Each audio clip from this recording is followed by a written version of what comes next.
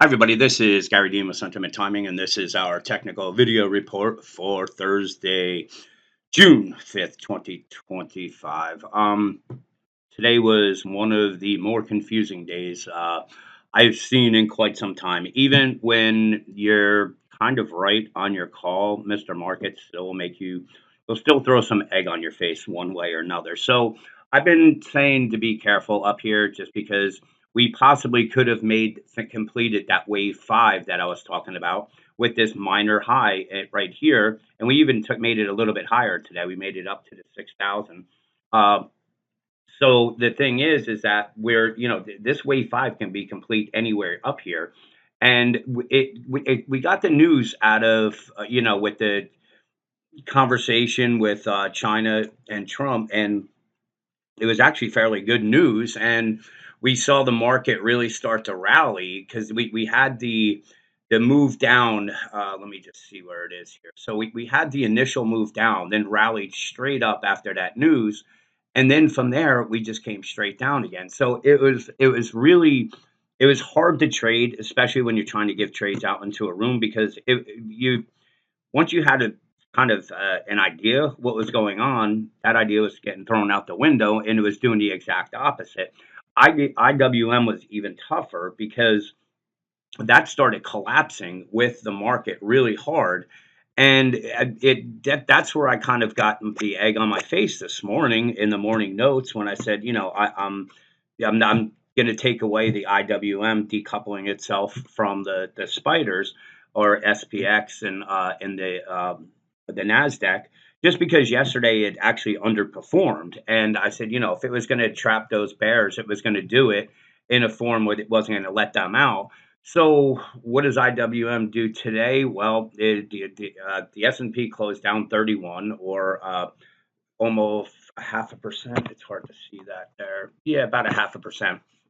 And you have IWM that closed up 3 cents. So this is where things were so hard, especially trading IWM, because we had this initial move that came down, found support, bounced up, came all the way back down again, then rallied straight up to new highs, came down, then made almost new lows again. It was really, really difficult. We did a straddle trade where you had to kind of trade both sides of it to make money. That was the only way you were going to do it. And really, the way it was when we had this move down here, you could have sold the puts and made money, and then sold the calls and made money up here. Or if you held it, sold the puts there, but you would have lost the money on the calls. But like I said, this kind of movement is really, really hard to trade. And I don't want to put out a trade unless I'm like really, really confident it's going to work. And like the past 2 days has been really difficult with finding those types of those trade setups that are like, okay, I'm confident this is what's going to happen. I was doing really good with picking out where the pivots were going to be, but it was a tough day. And believe it or not, we actually had a decent day on with the fund because I was doing the spiders and this, and again with the market moving that fast, I'm not going to put out a spiders trade where somebody could lose $1,000 in 10 minutes, especially when the market's moving this fast. And if take a trade on a pivot or some kind of pattern that you're watching, and you miss it, you can be out your entire position in a matter of minutes, and then you're trying to make it back. So I didn't really put those out, but I was actually nailed them pretty good on the with the fund. I think we made 1950 for the day. And people that are in the room, I'm sorry I didn't share them, but they're stressed with those. And like I said, if I don't, if I'm not 100% where I see it, like when I'm doing it on my own like that, I can get in and out really fast, but I can't relay those trades to you guys. So some of them I hold and I'll just do it in the fund because I'm like, all right, I could do this, and then if this comes, but to relay that to you guys, it moves too fast for that. So I apologize that we had it, even though the IWM. I mean, you could have made money on it. Like I said, you had to trade. That was the thing, and it was just moving really fast. So let's get back to the S&P. So I've been saying that you got to be careful. And right now we're at a pivot point because if the bears can break through this level, we're coming all the way down to the 58.76, and then really the last line in the sand is going to be this 58.45. And then we have this open gap here that's at the 50, 56.21, 58.21. I'm sorry, the lighting is really bad in here. But the way that what we're looking at, as far as you remember, we have that wick that's pointing all the way down here at the 57.50. It's closing this gap and coming down here. So it's still a ways to go if that wick is going to be filled. And as you know, I mean, they're pretty reliable. It's just a matter, it's not usually a matter of if they're going to get hit, it's when. So we have this important zone right here where if this gets taken out, then the zone becomes this right here at the 58 58.76 and the 58 50. Below that, that's when we start looking at the gap getting filled and the move coming down here, which would fulfill the gap. But then we also have this down here, in which these open gaps, and that's one of the things why I said you really have to be careful because we have so many open gaps that are below, and that's typically a rally that's made on toothpicks because once one goes, if this collapses, then they're all going to collapse underneath it, and there's a bunch of them. So it's like almost like a dominoes. It starts going down, and then everything starts crumbling. So, is this a top? I don't know. At this point, I'm not going to stick my neck out and say yes, the top is in. I need to see. I really want to see these levels taken out because if it is a top, then we still have a way a longer way to go. We're talking about a bare minimum between 57.24, more likely 55.33, and a high possibility of 5400. Those would be your things. But like I said, we could come down here and this support can hold at the 57.50 level. And this just can be some kind of completion of a wave 4, and this was the wave 3, and then we come up. There's too many different scenarios, and that's why I've been saying just be very conservative. Do not trade heavy right now. Look both ways, and just expect the unexpected because that's typically what happens, and that's what happens at tops. It's like a popcorn thing, and eventually the floor gives out, and then because you're bouncing back and forth, and then the floor gives out, and then everybody just goes flushing down. So I've seen this before, and the best thing I can do is just relay my history of trading and saying I've seen this pattern before, and you need to be very careful. So I've been pointing out this wedge. Is this the actual wedge that's in play, or is it a smaller one? I hate to be like on the fence on everything, but honestly, it's if anybody that says anything with confidence right now is basically going to be lying because we could be trading within this channel right here. And again, we're at the pivot point where if it is, then the bulls are going to have to step in early tomorrow because if we break it, then we look down, coming back down to this to the important 57.60 level, but most likely closing the gap down at the 56.75. We had bearish divergences going into this, so the move made sense. We're now oversold on the hourly chart or getting there. 15-minute chart, we do not have any bullish divergences here because you can see it went down. This last move was pretty heavy. We are pretty oversold there, and that's about it on that part. So I know I missed a report today. I've been going absolutely nuts with this golf outing. I've been on the phone all day. I've been having to go to the course and setting up. It's pretty stressful. We got a lot of guys that are coming to it, and so I do apologize. So I'm going to go over where like I said, with the IWM part, where I said it's going to outperform. Yes, I was right, but I kind of reneged on that this morning, so I can't really say I was right on it because I was kind of throwing in the towel saying it wasn't, but obviously the IWM was right. It did, well, at least today it was, where it did outperform the S&P. Now, this is the part where I say I'll give myself credit because I've been telling you guys to be very careful with these quantum stocks.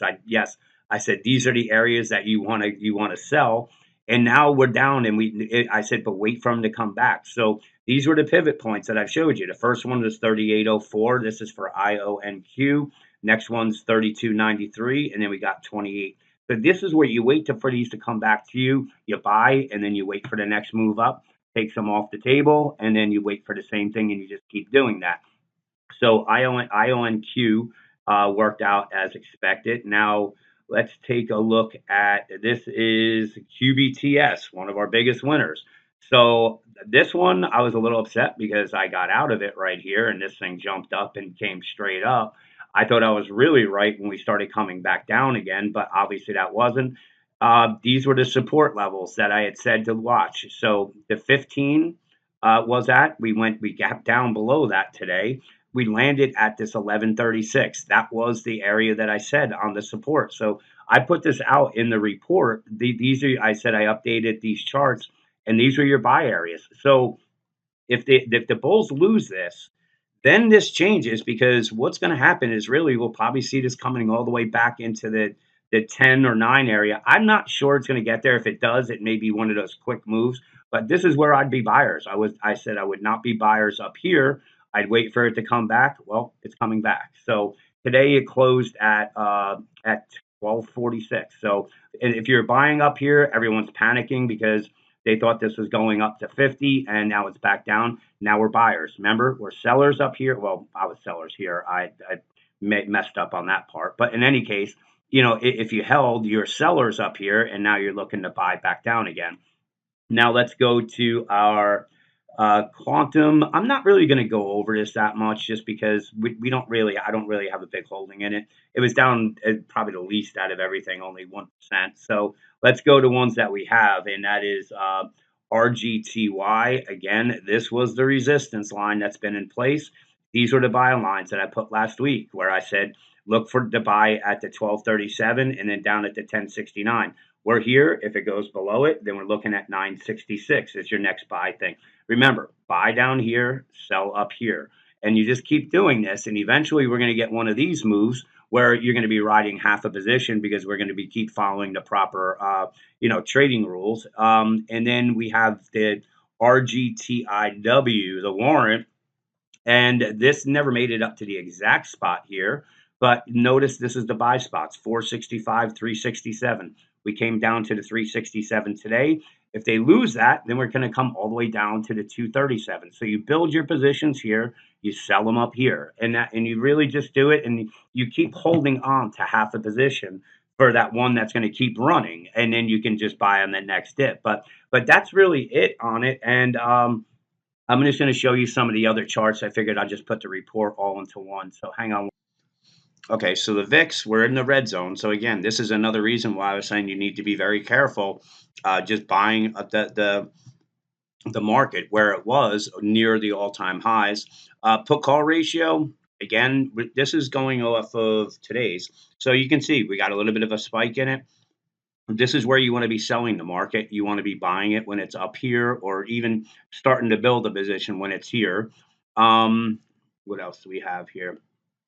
The NIAD, we had a NIAD sell signal. You can see that we made higher highs. Here's your NIAD. We made a higher low, so it was a sell signal. So these are all the ones that were giving warning signs. Really, that's probably the best way to put it. I'm not even going to go over that part, but here's the support area that we want to watch on the S&P. This is the resistance, 59.65, 6,000. Now we're going to look to see if we can get a pullback down to these levels, maybe even lower, where it closed some of these gaps and we start buying again. So that's really the whole thing. Is you want to learn how to when you get into a position and things are going well, when you're able to hold on to it for a while, and then once it gets overextended and we start seeing sentiment going along with the stocks where it's getting extremely bullish, you just get out of it. Even if you miss a piece of it, who cares? When you get in here and you get out here, it's not a big deal. If you miss the last 1%, because we're still going to get that retracement. No matter what it is, we're going to get the retracement. So whether this is just a wave four of a four, and then a four of a five, and then we make that final five of five, and this is just your wave three. It's fine. If it gets down to these levels and it holds and we get the bounce, that's fine. Our quantum stocks are at areas that we want to buy. So you buy them, and if we get the pop up here, then you look to sell them. It'll be a quick trade. It'll only be for a couple weeks, but these quantum stocks will probably be 15% higher than they are right now, and you take profits and step away. So Let's see what plays out tomorrow. Again, I am running a golf outing. This is pretty dear to me. It's a friend of mine that passed away. He was actually on the rugby field, and it was way too soon. And we run this outing every year. We give a scholarship to a rugby player on his that he went to college because it was an alumni game that he was playing. So it's a lot of people that are in it. It's a lot of fun, but it's pretty stressful when you run it and there's 100 people that are in it. You get phone calls all the time. But I'm going to be out tomorrow all day. I'll try to put something out before. I'm not going to promise because if the futures aren't really doing much, I don't want to say something and something else happens and you follow me. So if I do not send anything out, I will talk to you guys on Monday and have yourself a great weekend.